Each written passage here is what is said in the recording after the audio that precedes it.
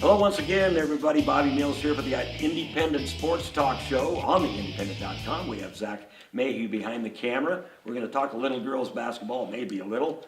Of course, when we talked about the conference tournaments, they're all coming up. It's boys, girls, all the way across the board. And, I have seen a lot of good girls basketball this year. I really have. I saw a York team last night that was very good. GI Northwest has a good girls basketball team, and I have not seen Kearney Catholic. Have you had the opportunity to officiate that? Yeah, I've had them a few times, and they're good. They beat. They beat. I had them against Ord, and Ord's like 10-1. Yeah. And that was a very good game. Ord led at halftime, I believe, in a very competitive game, and Kearney Catholic pulled away. And then I did work them against St. Pat's, and St. Pat's was undefeated.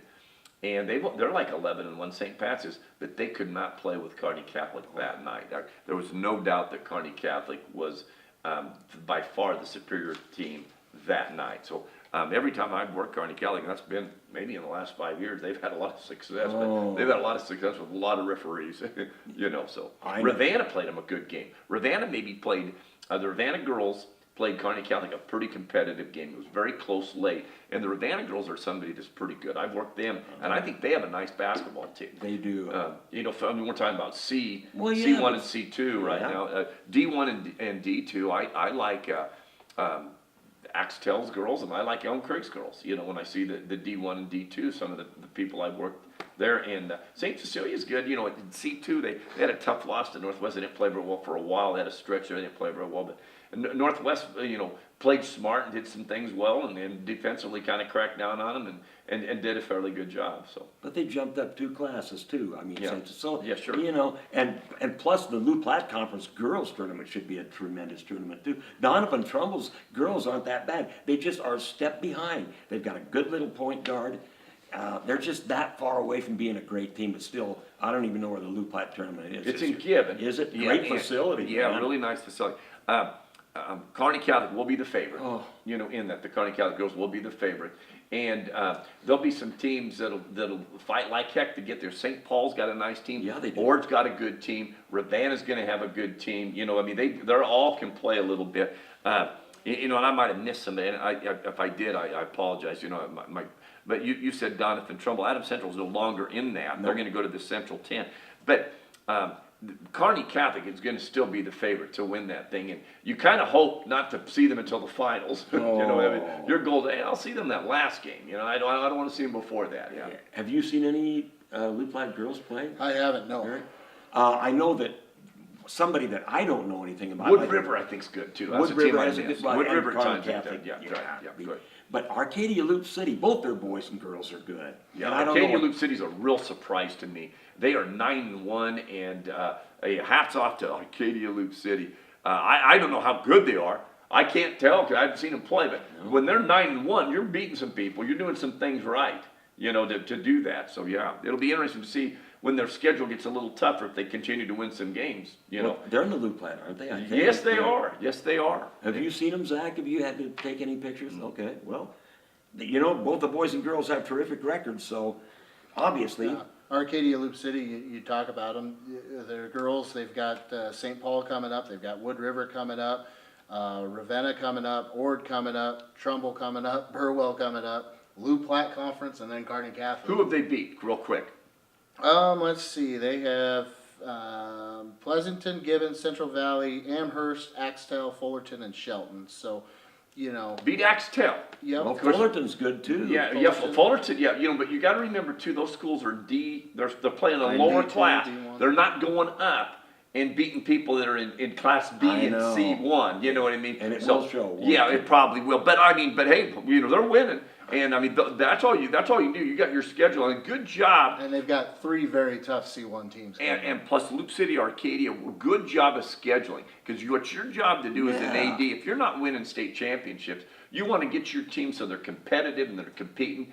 And the AD over there, Paul Henry, great job Oh, yeah. on that schedule to get both teams. Because, hey, I'm telling you what, Amherst boys are good. Not all those teams that they play. Axtell's boys were really good last year. So this just happened to be they're catching people maybe at the right time. Could I know be. Axtell had a couple girls go on vacation, And, you know, but that happens a lot, guys. I Sure, I had a know. boy go on vacation. I mean, yeah, this is what we live in. You know, you want to go to the Bahamas, it's 17 below in Nebraska, but I'm going to the Bahamas. If I would have done that, I mean, in my day, they would have benched you forever. But you want to play or do you want to go on vacation? Yeah. Well, you didn't answer that. When you go on vacation at my house, we got to go to Lincoln. Yeah, well, that was me too. Go to the mall. Yeah, go ahead.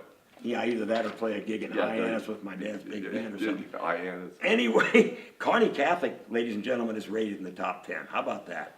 They're number 8, undefeated. Are they going to lose a game? I can't see. And Kearney Catholic's girls, incidentally, have 2,000-yard career scores in Teal and Squires. Yeah, Do you have they have- 2,000 yard? Yeah, two 1,000 1,000 yard point. points. Yeah, Ooh, yeah. see where my mind yeah, is? Yeah. But they've got over 1,000 points. 2 girls on the same team over 1,000 points. Yeah. One thing that means is you're not losing first round in the conference tournament. You're not losing first round in the sub-district tournament. You're playing about 10 or 12 more games every year. Yeah. You know what I mean? By You gotta think of that. You think about, you're in the state tournament for 3 more. You're playing 3 in the conference tournament. You know, I mean, Well, I'm not, you know, it's 8 or something, you know, but what I'm saying, if you're playing your freshman year, add that on, that's 32 more games. That's somebody else's career. That's exactly And right. I don't know who they're playing, but they're also going to Colby, Kansas at the end of Okay. January too for this orange and black Oh, that is classic a as tough. well. McCook is usually in that, so I that's how will tough that guarantee you, is. Kearney Catholic, it does not hide away from anybody. They've Nope. been playing West Point Central Catholics, what they used to be called. They're the Guardian Angels now. But they'd go down there, they'd go to Wayne. They will go all over and Oh. play anybody, anytime. Kearney Catholic's always looking to try to get their schedule as good as they can. Remember when Seward had that terrific team? They had that game. Yeah. I think they met at Concordia Yeah, somewhere. But Rick Petrie likes to play anybody. Good Yeah. for him. You bet. And say, who's that coach up at Arcadia? There you go. Yeah, you did that. No, He we always won't. does that. Remember, yeah. Who's the guy? Who's I don't- that? you see Who's that second that assistant coach? Who's the assistant Who's the coach? assistant coach up at Big Springs? Butte? At Butte. Big Thanks. Springs Brewer. Yeah, there you go. Yeah, I think Jimmy knows Who's everything. that assistant? Good Lord, Bob, come on. Yeah, I told you yeah, not to do yeah. that. So, and York is rated, the only team rated, Northwest is not rated in Class B.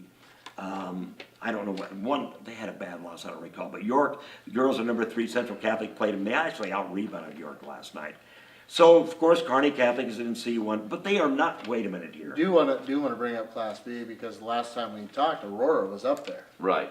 And Aurora has had that slip up. They had the one really bad loss probably to Pius, you know. Other What's than their that, record right now, Aurora? they are 7-4 right now. Yeah, we kind of knew that because we said But they had some tough ones. They had Norris, York, and Elkhorn are their other 3 losses. The one that's probably kind of a black eye would be the Pius one right now, Right. which is a class up. Well, but, yeah. But I mean, But we did know that when they only beat Minden as bad as they did, and Minden was playing shorthanded, and some Kearney Catholic, the way they beat Minden, you know, and some people and Minden's gonna be good, and I just hope the Kissinger girl can come back and play sometime later this year. She's not back yet? No, Oh, no. my well, and God. you look at the stretch that they had. You know, that right during the holiday tournament, right before it, they had 28 points against York. They only had 35 against Oh, Norris, that's- 38 against Pius, and then their other loss to Elkhorn was 29. So when they can't find the bucket, they can't find the bucket right now is what it is. But then, you know, when they do find it, 62, 61, things like that. Sure. So they're definitely a hit and miss right now with the silver. Well, I'll tell you what, it seems to me that if you can get anybody and stop transition layups in high school basketball, as a coach, if you can stop the other team from getting transition layups and make them beat you in when your defense is set up, You betcha. and you got your defense set up and make them beat you that way, you will have a lot more success. Than when you put your press on, you're going to generate points for both teams. If you get stilled, you're going to generate for yourself, but you're also giving them 3-on-1s, and then you get the ball back. You know, so you're getting. It's going to be a higher scoring game. But if you get into a set offense and make them beat you. Again, you'll keep the score down, and you may not win, but you're going to at least give yourself an opportunity to win. It's funny because we were talking about that in the college ranks too. You look at the setup offenses, the half court sets. there's a really a lot of struggle of developing points in that too. So I mean, not only in the high school, but the college level is getting to be that way too. Yeah, The transition offense has become so much that boy. it's hard for a team to even set up a half. When you watch the NBA, even in the playoffs late, it's tougher to score when that defense is there all going after you. They're giving all that fit. You just can't play that way for 48 minutes, 5 days a week. You know what I mean? boy. You just can't. That's why. I mean, it's kind of interesting, but. Cal Ripken Jr. kept playing, all those consecutive days and never missed a game. And we talk about, what he did. But that would be really hard to do that in a basketball setting. Oh, basketball. You know what I mean? Because, baseball, they do play doubleheaders sometimes. You know what I Well, mean? you look at- They play every day. You can kind of, and in basketball, it's a little different when you're traveling. A great example would be, I think, Kobe Bryant. With as much as he played as a young kid, with the consecutive Sure. championships and how many injuries he had towards the Right. end of his year. I mean, he had played 2 or 3 seasons of postseason basketball Right. at that point. Which is interesting, because in high school basketball, we only play 32 minutes. College, you play 40, in the NBA, you Oh, play that's- 48. oh. You play 32 minutes of high school basketball. We could play 2 games in a day. These kids are young. Well, what a guy, man. You can ref 4 or 5 games in a day. Right? And have. And I have. And would you say that transition thing Yeah. Jimmy, is more prevalent in girls basketball? Oh, way more prevalent. Yeah, it just- way more prevalent in girls basketball. They're getting presses, and the people can't beat the press. Nope. And you're getting a lot of 2-on-nones. And if you're faster than the other team, I've seen times where people beat other people down the floor 3-on-none. Yeah, I mean, it's Let just- alone, we're not talking 1-on-none. We're talking about 3-on-none. yeah, and you're I mean, looking and in then- the rear view and there's 5 other people. And hey, not only that, those same 3 girls will just stay down there and they're gonna wait for you to take it out because they're gonna put that press on you again. And that's why Yeah. the scores, honestly, that's why the scores, you look at the scores and there's games that are 77-10. Oh, I know. And that's not really that much fun to watch or referee or probably play. And then sometimes the head coach is accused of running the score up, and if you know what you're talking about, Mm-hmm. it probably isn't happening. It's just not, they're just, Yes, and sometimes it does happen. Yeah. You guys, let's be honest about it. Well, it Sometimes does. somebody does run up the score. Yeah. Sometimes you do run up the score. Hey, Nebraska, we had a quarterback that needed to have some success and played against Tennessee. Well, he gets against Wyoming, he throws a touchdown pass. We didn't get to play very much. Well, if he doesn't throw that touchdown pass against Wyoming, he has like 1 or 2 touchdown passes before he starts yeah. his yeah. game that he needs to be good in when we played, Yeah. Maryland, and then you've got a bowl game. So if Riker Fife doesn't throw that touchdown pass against Wyoming, Wyoming's kind of going, hey, you kind of run up the score on us. Why'd you throw that touchdown pass on us when you're up? So I mean, it's a catch-22. So sometimes you just got to worry about your own team, and there's been some times, I've learned in my career. There was a couple times in JV football where I thought somebody ran up the score on us. And I remember one time, in fact, Glenn Snodgrass taught me a pretty good lesson. We were getting beat 24-0, and they threw like a halfback pass with like a minute to go. boy. Beat us 30-0. And I walked over and said nothing. He goes, well, what the hell do you want us to do? Take a knee? And I thought, no, I didn't want him to do that. I didn't want you to score. And I said, hey, coach, I'll tell you the truth. I said, if I'd have waited 3 minutes, I probably never said anything. And he goes, I've been there before. Yeah. In other words, we have to meet right after the Oh, game. yeah, well, and yeah. shake hands. And give me 3 minutes, and I might not have said anything. Probably not. I'd have bit my tongue and thought, hell, wasn't that big of a deal. I mean, he had a kid probably score a touchdown. Only touchdown he scored all his career. Yeah. In varsity or JV, he's tickled to death. And here I am, an old man, going, my God, you ran up the score on us, and I got to get in the, what difference does But it make still, I know, sometimes, but still, you're right. But 30-0 in JVs is like 60-0 in varsity sometimes. Hell, I was glad we played them as close as we did. To be honest with you, we played good that night. Yeah. They needed a halfback pass to beat us. Yeah. There you go. But I mean, what I'm saying though is, Don't be so hard on yourself. Yeah, well, I mean, and not only that, you got to be careful what you say to somebody right after the game. It's easy to say something immediately. Oh, yeah. And I've rough games where coaches are going, "You're gonna take that press off." And you know what? And not only that, everybody else is kind of thinking it too. Oh, I'm sure. We've been there before with it, and I think that might be enough. That might be, and there's times where you're going, hey, that was awful nice. He didn't have to do that. Right. Well, Yeah. it's crazy. You could tell a million stories of some night we might do that Yeah. because everybody's thinking in the crowd. Right, And exactly. you think these guys aren't. Yeah. So, lower, like you said, we did say in C1 that Ord's in there. and that's the only other one I think. St. Paul still had a nice season. They're 9-4, Yeah. I think. You know, they started off real good, and I don't know who they lost to. You probably have it right there. Some of the people that they've lost to lately.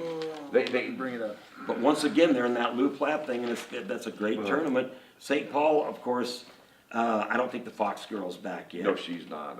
That girl, yeah. Well, he's looking that up. Ravenna and Hastings St. Cecilia are fifth. Yeah, Ravenna's fifth and St. Cecilia's seventh. Wow, I'll tell you a that's girls big team. for. I'll tell you a girls team that might surprise you at the end of the season is Pleasanton. The Pleasanton girls. I heard that. Yeah, they're not bad, and they lost to Axtell just by 1 point. Wow. You know, so I mean, if they can get the shots at if they get some transition stuff going, Pleasanton's pretty tough. But they did lose to Ravenna too, so they played a tough schedule. And who but can you see coaches? St. Paul who they lost to Yeah, lately? St. Paul, they've lost to Central City twice, SCOTUS and Adams Central. Adams Central was in overtime. So, I mean, some tough teams there. Yeah, right. Um, yeah, And hopefully that Fox girl can get healthy because they've got Arcadia Loop City, Kearney Catholic, Ord, Minden, Centura, and then the Loop Platte Conference, followed by Ravenna and Holdridge. to tell you finish what, out the if you're year. going to play Minden, yeah, you're going to play with Taylor Kissinger. Come back. You want to play her with or without? I'll just assume hey, I hope she comes back after our game. Yeah. That's after our exactly game. right. Yeah, right. I think the Mudloff girl who helps coach GICC girls told me that Fox girl is done for the year. That's what I think I heard. I hope I'm wrong, I mean, because that you would. look at the end of their schedule. They've only got one team that's not even close to 500, and that would be Centura. That's 3-9. Right. That's played some tough games And too. they're getting better. They are Centura's getting better, Yep. but everybody else has got a winning record, undefeated, 1 loss, 2 losses, somewhere in there. So Sure. they got a tough finish down the stretch. Right. Well, and then of course their district is tough too. GICC will be in there, and Boone Central's always good. In Class D2, Hampton, they won the state volleyball title. They're 10-2, and Red Cloud is in there. Now that's not real close, but there's still some good girls Who's basketball. 10th in D2? Axtell. Yeah, there you go. Well, Yeah. yeah, and then Heartland is just entered Right, at 10th. right. Henderson and Ansley Litchfield, another team I've never seen play, and their girls are very good also. So Axtell's played a pretty good schedule too. They've got a couple C2s, 9-2 going into it. They've lost to Arcadia Loop City and Blue Hill are their only 2 losses. So Sure. they've put up a good test as well and a good schedule to get those girls to and compete. especially what class they're in. Yeah. You know what I mean? Because Blue Hills lost, their loss was to C2 St. Cecilia. Mm-hmm. You know what I mean? One of their losses were to, with Blue Hill. So, when you go up, you got to look, see where you're playing and what you're going after. That's a great point by you on who Axtell lost to. Because that's just going to make them better for that Fort And Kearney they've got Conference. Elm Creek coming up, and let's see, Loomis is also coming up. Those are probably their 2 toughest Sure. challenges coming up. So Yep.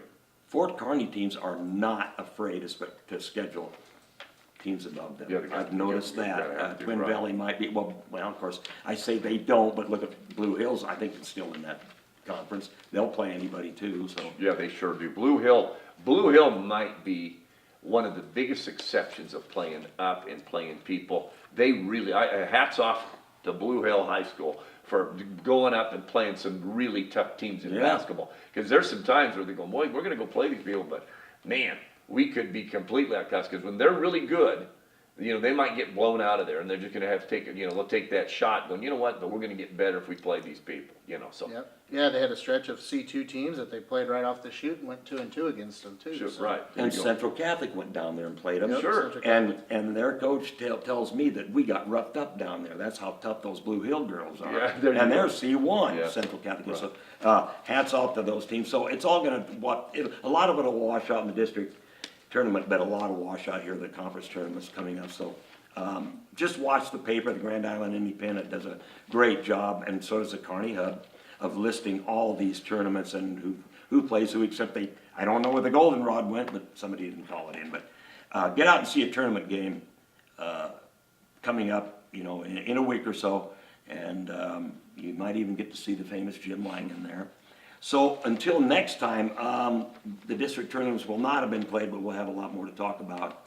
Might even have some more questions about officiating, because he's got a million stories, and of course, some of the Everybody's stories. got questioning about fishing. Yeah, and it's, We make a lot of friends here in the conference and district tournament. I'm sure you do. With that, let's sign off. And some of the stories that we'd asked Eric to tell us about, he can't tell us about, so anyway, no, I'm just kidding. But anyway, join us next time for more basketball, and I think down the road, Zach, we're gonna talk a little wrestling, hopefully, and get, because wrestling, their districts are coming up too, yeah, and, pretty hotbed. Be a busy week that week, cause I think that's probably the Hoops Classic weekend I too. think you're right, yeah, and that's coming up February 11th, so, this is a hotbed of wrestling around here, especially senior high and Northwest doing well, so we'll get Mr.